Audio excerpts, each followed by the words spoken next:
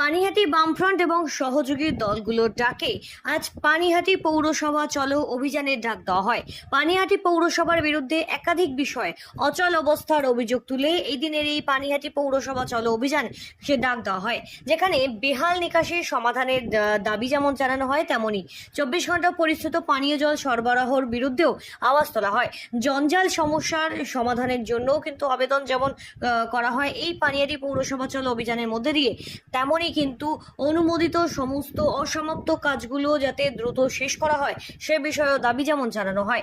রাস্তা সংস্করণ থেকে শুরু করে 2014 সাল থেকে যে সমস্ত বিল্ডিং এর প্ল্যানের অডিট হয়ে রয়েছে সেগুলো সম্পন্ন করা, পুনর্বাসন ছাড়া হকার উচ্ছেদ না করবা, এছাড়াও পৌরসভার অচল অবস্থা দূর করে দ্রুত নাগরিক পরিষেবা সুষ্ঠু সমাধান করতে হবে, এমনই একাধিক বিষয়ে দাবি জানানো হয় এই দিনের এই পানিহাটি পৌরসভা চলো কর্মসূচি পালনের মধ্য দিয়ে। মূলত মোট 11 দফা দাবিতে পানিহাটি পৌরসভা অভিযান, বামফ্রন্টের বিক্ষোভ এবং ডেপুটেশন কর্মসূচি পালন করা হয়।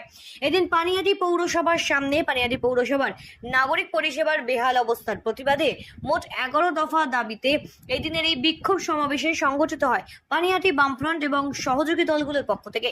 সিপিআইএম 1 নম্বর এরিয়া কমিটির কার্যালয় থেকে এদিনের এই প্রতিবাদ মিছিল শুরু হয়। পানিহাটি পৌরসভার গেটের সামনে অবধি এই মিছিল এসে সম্পন্ন হয় এবং সেই মিছিল পানিহাটি পৌরসভার গেটের সামনে পৌঁছতে পৌরসভার গেট আর আগলে বিক্ষোভ চলতে থাকে পানিহাটি বামফ্রন্টের পক্ষ থেকে। সে পৌরসভার প্রশাসক সন্দীপ সিংহ রায়ের কাছে 6 সদস্যের একটি প্রতিনিধি দল গিয়ে একটি ডেপুটেশন জমা দেয়, যে ডেপুটেশনে 11টি দফার দাবির বিষয়গুলো কিন্তু উল্লেখ করা হয়।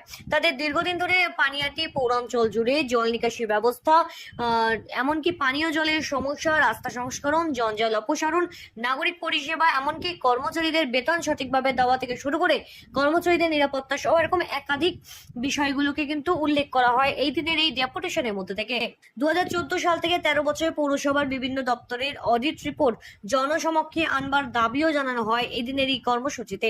পানিহাটি বামফ্রন্টের পক্ষ থেকে পানিহাটি পৌরসভার সামনে বিক্ষোভ কর্মসূচিতে নেতৃত্ব দেন সিপিআইএম পশ্চিমবঙ্গ রাজ্য কমিটির অন্যতম সদস্য কলতান দাশগুপ্ত, সিপিআইএম উত্তর 24 পরগনা জেলা কমিটির সম্পাদক মণ্ডলের সদস্য ঝন্টু মজুমদার।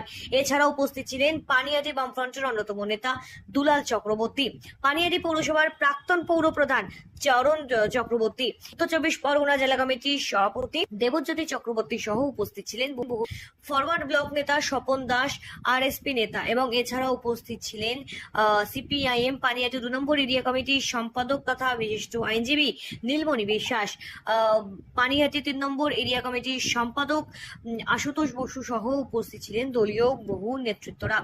গোটা পানিহাটিতে জলের সমস্যা, জমা জলের সমস্যা, পরিশ্রুত পানীয় জলের সমস্যা, জঞ্জালের সমস্যা, এগুলো গোটা এলাকার মানুষ জানেন। দীর্ঘদিন ধরে এখানে একটা অচলাবস্থা চলছে।